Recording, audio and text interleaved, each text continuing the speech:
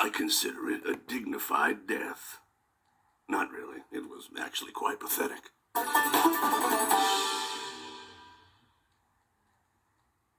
If you sit by the river long enough, you will see the body of your enemy float by.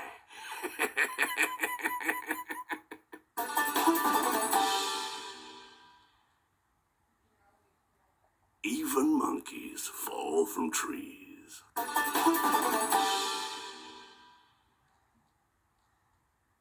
The nail that sticks out gets hammered down.